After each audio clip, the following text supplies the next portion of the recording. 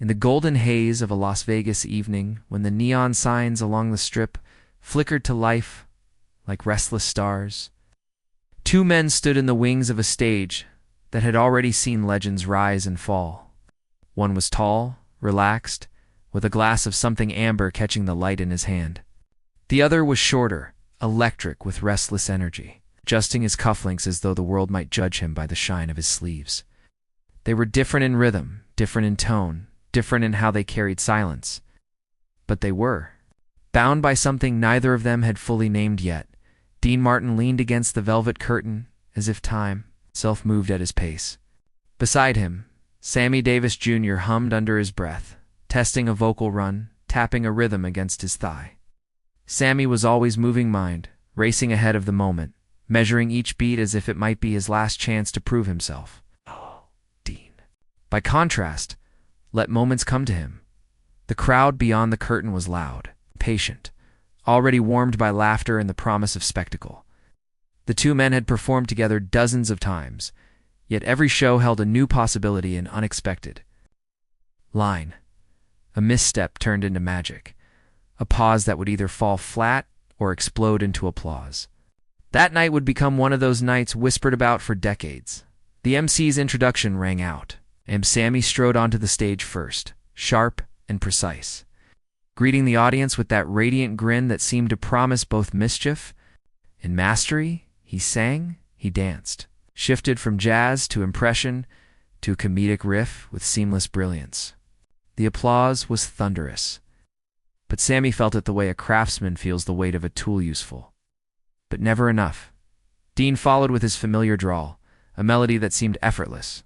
Where Sammy dazzled, Dean disarmed. He sang as though he were singing only to the person in the last row, turning vast rooms intimate. The contrast between them was electric. Then it happened. Sammy delivered a line faster than usual, leaning into the rhythm of the joke, his timing razor sharp. The crowd laughed. But there was a flicker, just a fraction of a second where the punchline landed slightly ahead of its laugh. Sammy felt it instantly. He always did. To him, timing was sacred. Dean stepped forward, his expression unreadable. He tilted his head, glanced at Sammy, and in a voice so smooth it felt like silk sliding across glass, he said, "You're too slow, Dino." The audience roared. The joke was simple, almost nothing at all. But in that 0.17-second exchange, something shifted. Sammy blinked, then laughed, playing along, firing back with a grin that hid a sudden ripple inside him. Dean had taken the moment of near mistiming and flipped it, turning what could have been tension into triumph. The audience thought it was scripted. It wasn't. Backstage later, the air smelled faintly of cigar smoke and cologne. Sammy replayed the moment in his mind. To him, every beat mattered. Every pause was measured. He approached performance like a craftsman building a cathedral out of seconds. But Dean treated time like an old friend. "Man," Sammy said quietly, adjusting his tie in the mirror. "How do you do that?" Dean shrugged. "Do what?" "That thing where you don't rush, where you don't chase the laugh." Dean studied him for a moment. "You don't chase it, kid. You let it find you." Sammy stared at his reflection. He'd spent his life chasing. As a child performer, as a young black entertainer, navigating rooms that weren't always welcoming, he had learned to outrun doubt. He learned to over-prepare, to over-deliver, to never leave silence hanging too long. Silence could be dangerous. Silence could mean rejection. Dean had grown up differently.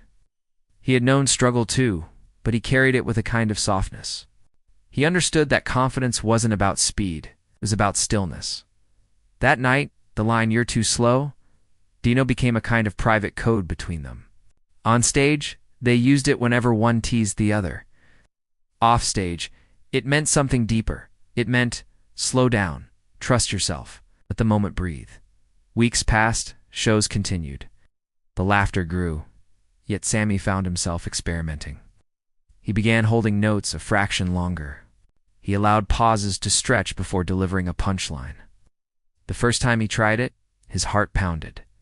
The silence felt enormous. But then the audience leaned in, and the laugh came, Fuller than before, Dean noticed. After a show, he clapped Sammy on the back. See, not so slow after all. Sammy smiled, but there was gratitude behind it, not the loud kind, the quiet kind that settles deep in the chest.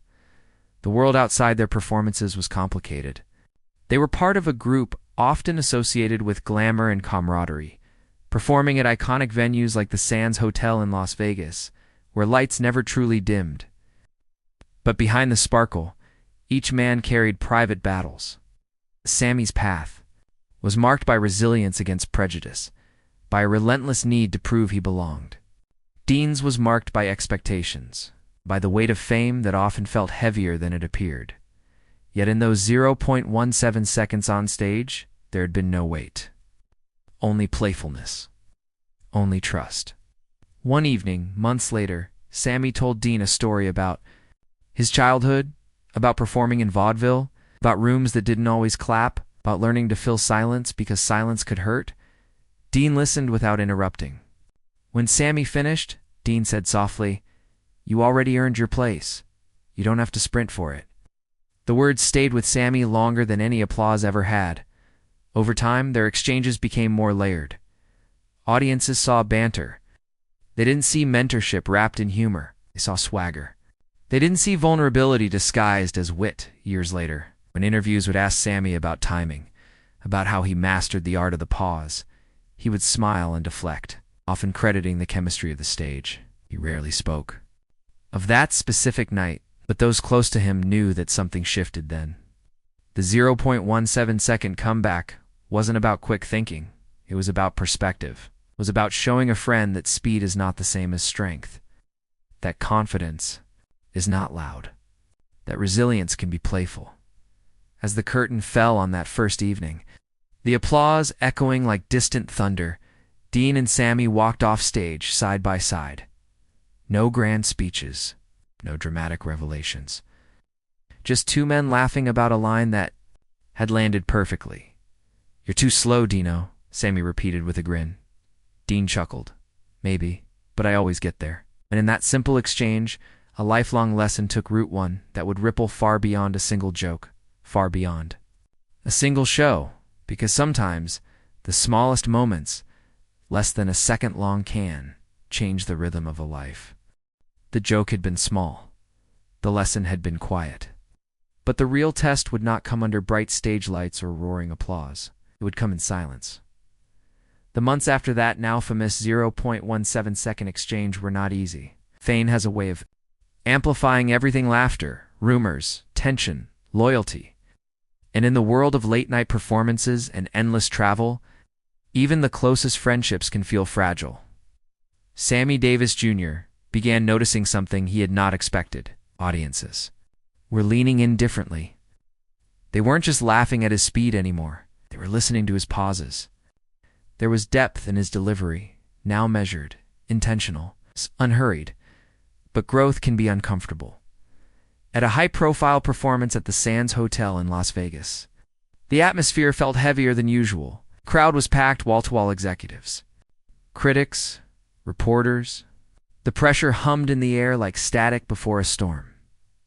Backstage, Sammy was unusually quiet. Dean Martin noticed. "You planning something?" Dean said casually, loosening his tie. Sammy didn't look up. "Maybe." Dean tilted his head. Dangerous word. Sammy finally met his eyes. "What if the pause doesn't land?" Dean shrugged. "Then it doesn't. That's not good enough." Dean studied him carefully. "You still think silence is your enemy?" Sammy swallowed. "I learned that the hard way." There it was. The truth neither of them said out loud often.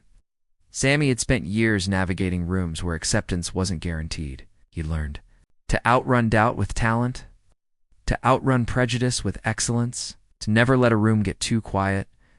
But now he was trying something new, trusting the moment the show began. The first few numbers soared effortlessly. Applause thundered. The chemistry between them was undeniable. But then came the segment Sammy had been quietly preparing. It was a slower piece. A ballad. No punchlines. No rapid-fire impressions.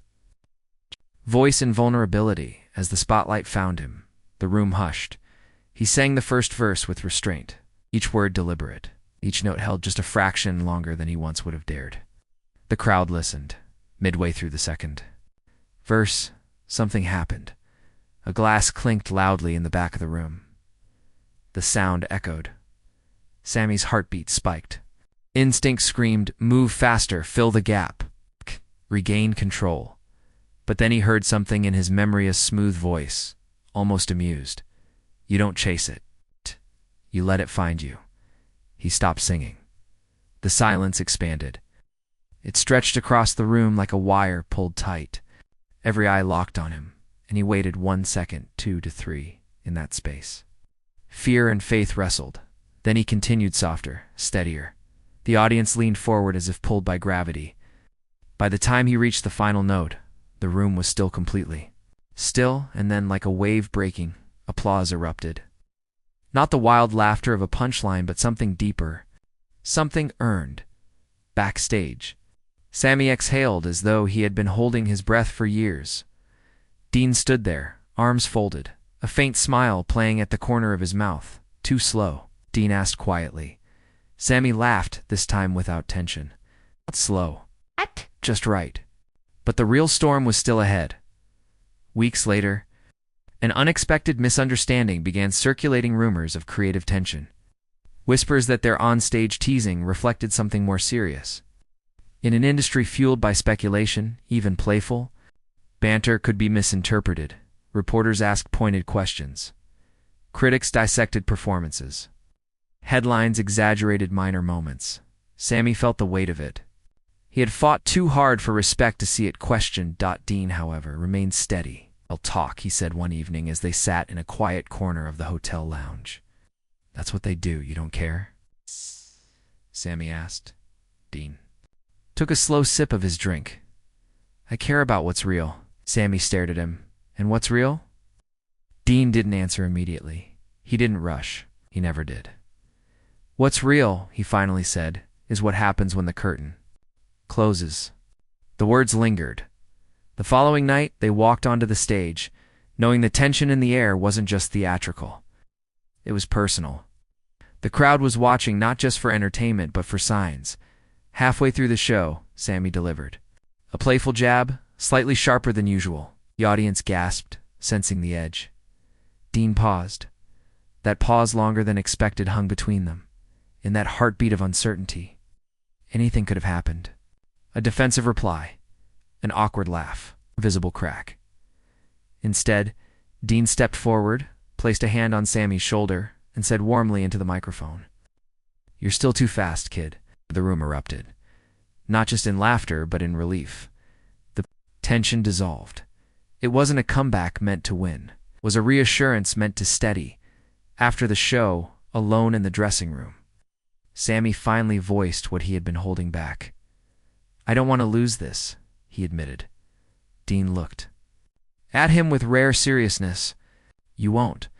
Not if you stop racing against shadows." "Shadows." "Old fears," Dean said softly. "Old rooms, old expectations." Sammy sat with that for the first time.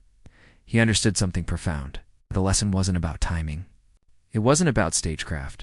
It was about trust, trusting himself enough to slow down, trusting his friend enough to stand beside him when the world speculated.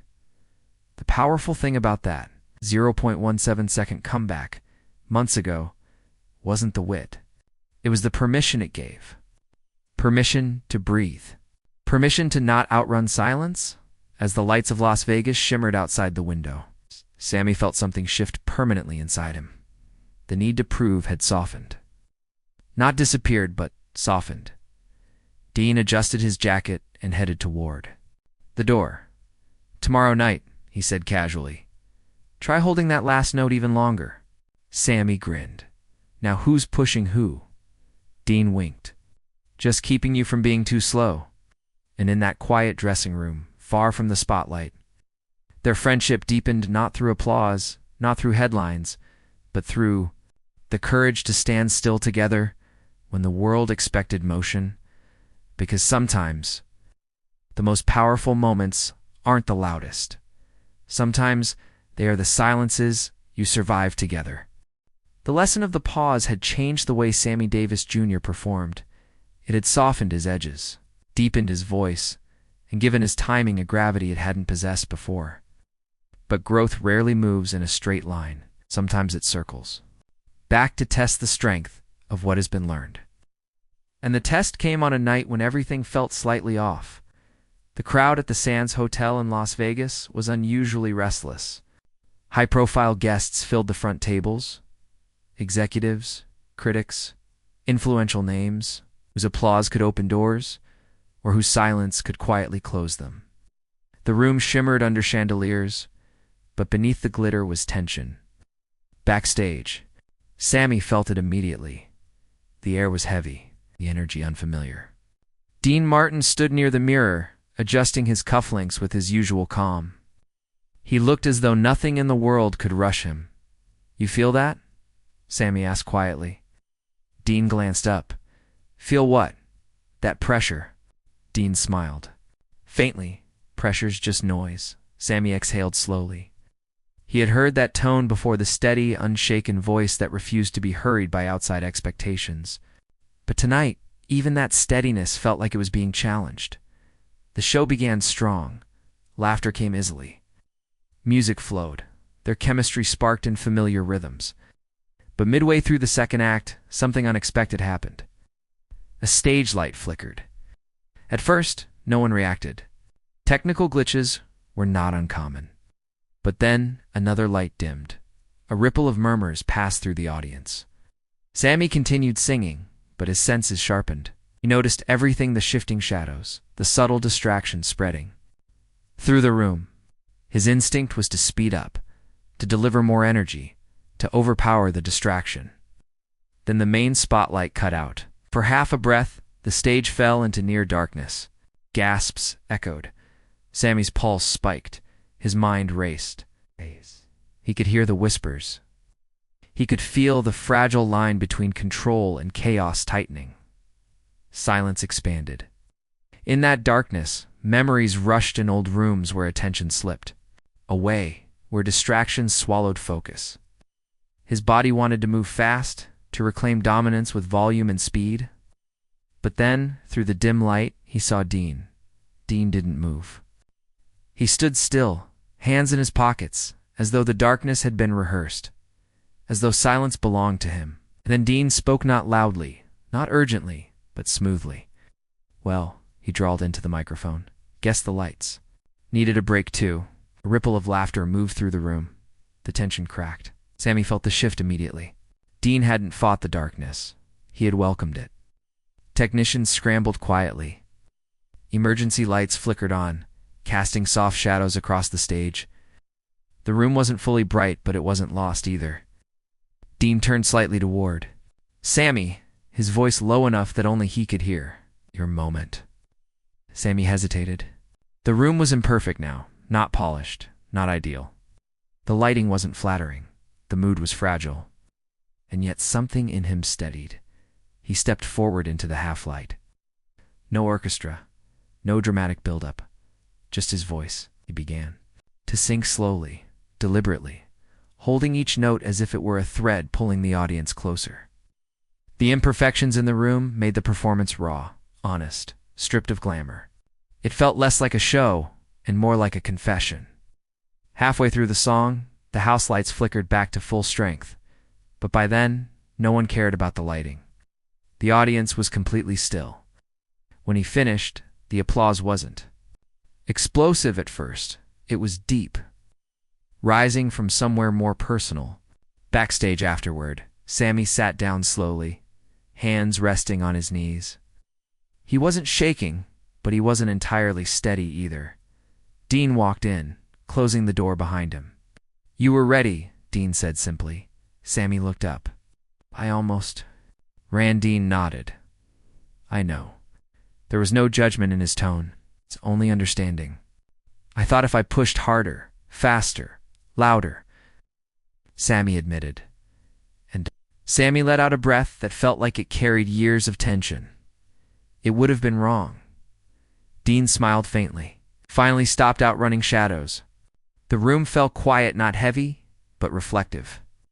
That night became more than a technical mishap. It became a turning point. Word spread about the performance, not about the lights failing, but about how they handled it, how they didn't panic, how the moment felt unscripted and unforgettable. In interviews later, when asked about the incident, Dean brushed it off. With humor, Sammy, however, carried it differently. Because in that darkness, he had faced something larger than stage fright. He had faced the fear that silence or imperfection would cost him everything. It hadn't. Instead, it had revealed something powerful, that true presence isn't built on control. It's built on trust. Weeks later, during another performance, Sammy deliberately paused mid-joke, longer than usual. The room tensed. Dean watched. And then Sammy delivered the punchline with calm precision. The laughter rolled in bigger than ever. Afterward, Dean leaned toward him on stage and said softly into the microphone, "Look at you, not slow at all." The audience laughed, unaware of the deeper meaning behind the words. But Sammy knew. The 0.17-second comeback months ago had planted the seed. The darkness on stage had forced it to grow. Their friendship wasn't about competition. It wasn't about who was faster or sharper. It was about balance, about learning from each other's strengths without diminishing their own. Dean taught Sammy that power doesn't shout at weights. Sammy taught Dean that vulnerability isn't weakness, it's courage. And on that night when the lights almost went out, the world saw not just performers, but two men steadying each other against uncertainty. As they left the stage together, the neon lights of Las Vegas glowing outside once more, Sammy turned to Dean with a quiet grin. "Still think I'm too fast?" Dean chuckled. "Sometimes," Sammy laughed. "Good. Keeps me honest." Dean placed a hand on his shoulder. "Kid," he said softly, "you don't need speed to shine." And for the first time in his life, Sammy believed it not, because applause told him so. Not because critics wrote it, but because, in the darkest moment of the night, he had chosen stillness. Stillness had answered back with strength. Years passed. The applause grew older with them. The lights of Las Vegas still shimmered, but something had changed. The city felt faster, now louder, more crowded, more impatient. Younger performers rushed onto stages with urgency, eager to dominate the moment before it slipped away. But for Sammy Davis Jr. and Dean Martin, the rhythm had matured. Their timing wasn't about sharp punchlines anymore. It was about legacy, about what remains when the curtain falls for the final time. One evening, long after the infamous 0.17-second comeback had become part of their private history, they found themselves backstage at a reunion-style show. The crowd wasn't just there for music. They were there for memory, for nostalgia, for the feeling of being transported back to a simpler time. Sammy stood before the mirror, studying his reflection. Age had etched lines across his face, but his eyes still carried fire. He wasn't afraid of getting older. He was afraid of losing relevance. Dean walked in slowly, unhurried as always. "You're thinking too loud again," Dean said gently. Sammy smiled faintly. "You always hear it," Dean adjusted his jacket, "because you never learned to hide it." Sammy hesitated. What if tonight? What if tonight feels like goodbye? Dean didn't answer immediately. He rarely did. Silence had become his language. Finally, he said, "Then we make it a good one." The show began to thunderous applause. The room felt electric.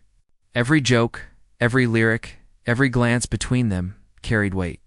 The audience laughed at old lines as if hearing them for the first time. But beneath the laughter was something else, an awareness that moments like this do not repeat forever. Midway through the set, Sammy delivered one of their classic exchanges. The crowd roared. He turned toward Dean, expecting the usual effortless reply. But Dean paused. Not a comedic pause. Not a dramatic pause. A real one. For a heartbeat too long, the audience shifted. Sammy felt it instantly. That old instinct surged, the urge to jump in, to fill the silence before it grew awkward. For years, he would have done exactly that. But he didn't. Instead, he waited. 1 second. 2, 3. The room tightened. Dean looked at him not as a co-performer, not as a rival, but as a friend who had walked beside him through decades of light and shadow. Then Dean smiled, softer than usual. "You're still too fast, kid," he said quietly. The audience laughed, but Sammy didn't, because this time the words carried something deeper. This wasn't just playful banter. It was gratitude wrapped in humor. Sammy stepped closer to the microphone. For a brief second, his voice almost trembled, but he steadied it. "Maybe," he replied gently, "but you taught me how to slow down." The room fell silent, not uncomfortable, just aware. Applause rose slowly, then powerfully, like a wave building from the ocean floor. Backstage after the show, neither man spoke immediately. The dressing room felt smaller somehow, as if holding decades within its walls. Sammy finally broke the silence. "You ever think about how that one joke changed everything?" Dean leaned back in his chair. "Wasn't the joke? What was it then?" Dean looked at him carefully. "It was you choosing to listen." Sammy absorbed that. All those years ago, when he first heard "You're too slow, Dino," he had felt challenged, teased, exposed, but he had also felt seen. Dean hadn't mocked his speed. He had balanced it. And in that balance, Sammy found something more valuable than applause piece. Outside, the neon lights flickered like distant stars. Younger performers waited for their turn. The industry continued moving forward, relentless as ever. But inside that dressing room, time slowed. Sammy stood and extended his hand. Dean looked at it, then clasped it firmly. No grand speech. No dramatic farewell. Just two men who had sharpened each other without cutting each other down. Years later, when the stages were quieter and the spotlights less frequent, Sammy would still hear that line in his memory. "You're too slow, Dino," except now it no longer sounded like a tease. It sounded like wisdom, because slowing down had given him something speed never could presence. The world remembers performances. But what lasts are the unseen moments. The pauses no one applauds. The quiet corrections that build confidence. The friendship that steadies ambition. That final night wasn't their last performance ever, but it felt like the closing of a chapter. As they walked off stage together, the applause echoing behind them, Sammy glanced back one last time at the crowd. Not to measure approval, not to chase validation, but to appreciate it. Dean noticed. "You're not racing," Dean said softly. Sammy smiled. "No," he answered. "I'm right on time."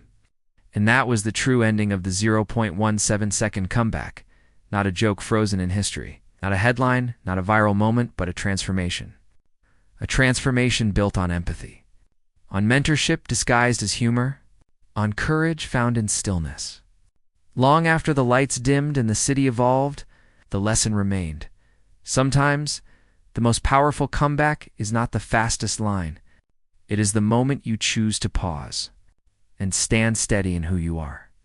And in that final pause, their friendship echoed stronger than applause, deeper than fame, and forever woven into the rhythm of resilience.